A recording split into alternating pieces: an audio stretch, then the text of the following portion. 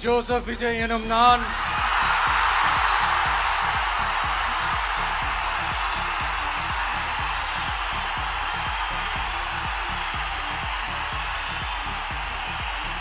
சட்டப்படி அமைக்கப்பெற்ற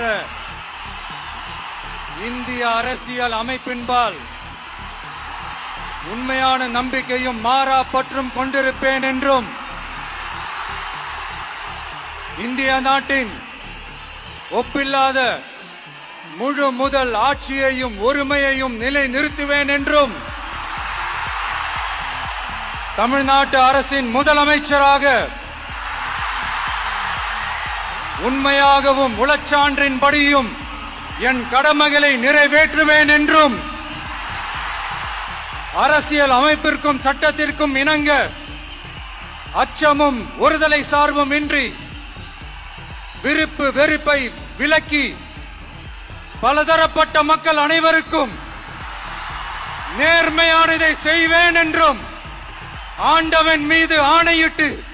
உறுதிமொழிகிறேன்.